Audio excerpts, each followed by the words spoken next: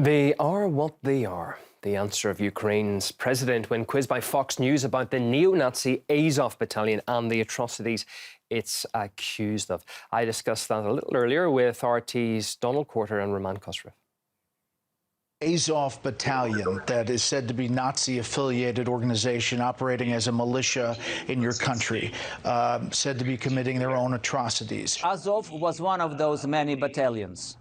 They are what they are. Well, Fox News really put Ukrainian President Vladimir Zelensky on the spot by asking him what the American people should know about atrocities committed by the neo-Nazi Azov battalion in Ukraine.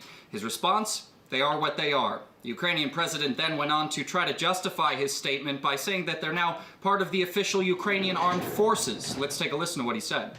Everything from all the components of those volunteer battalions later were incorporated into the military of Ukraine.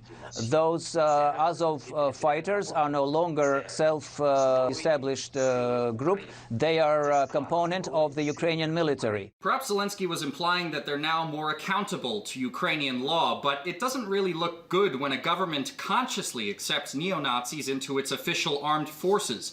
Now, if you went on the internet and tried to look for this part of the interview on any of Fox News' resources, you'd be out of luck, because it's been wiped from all of Fox News' internet platforms. And this is just one part of a wider campaign to whitewash Azov battalion in the Western media. We've seen attempts to play down their neo-Nazi sentiments, to play down reports of torture of Russian POWs by the Azov battalion in a number of Western media outlets. These include the Financial Times and even the BBC, which has shown reporting of troops in the Azov battalion wearing Nazi symbols on their uniforms. Needless to say, this is not fooling everyone.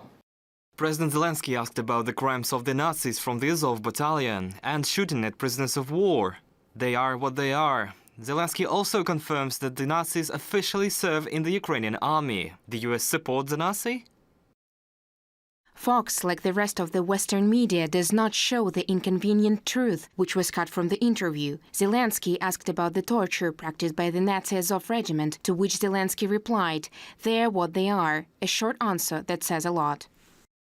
Regarding Azov Nazis, Zelensky says they are what they are, offers no explanation or remorse or expectation of any justice being done about latest Azov atrocities of prisoner-of-war torture and killings. Zelensky also tried to justify supporting Azov by saying that the battalion has been defending its homeland. That's despite the fact that it's been indiscriminately attacking Donbass over the past 8 years. This is a region that, although it declared independence, Kiev considers it to be part of its own territory.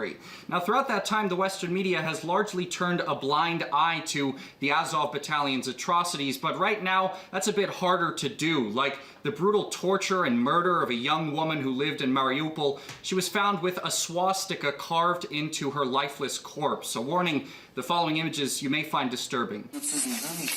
Да, это ответ на все вопросы о нацизме на Украине.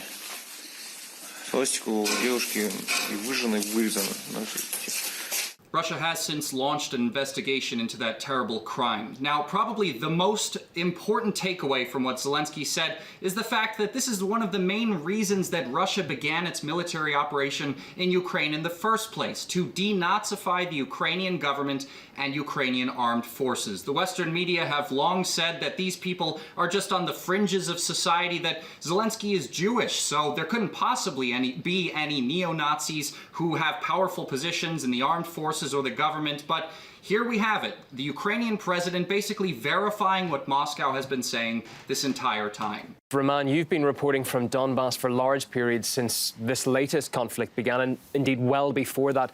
What do people there say about the Azov battalion's actions? Well, it is indeed a very, very painful subject for the people of Donbass. It's Azov Battalion, Aidar Battalion, and numerous other names. And I want to go back to President Zelensky just for a little bit. In that interview, he's also talking about the fact that some members of the Azov Battalion actually received prison sentences.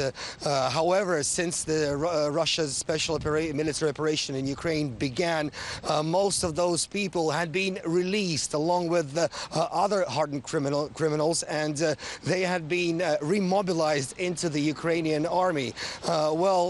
Azov Battalion, they've been accused of committing war crimes by the United Nations before as well. Now, there were several documentaries, news reports made about them as well, not just Azov battalions, but other battalions with the neo-Nazi affiliations. Of course, there are plenty of first-hand accounts here in Donbass as well, including yours truly. I've been working here for the last 8 years, and I've seen mass graves left by these nationalist battalions as they were retreating from the oncoming Donetsk People's Republic militia. Now, I've seen that footage that you've shown. I've seen something like that with my own eyes. I remember a pregnant woman with her arms tied behind her back, and she was dug up and her hands were tied behind her back, and it was absolutely horrible to watch. Of course, over the last month and a half, the fighting's been taking place in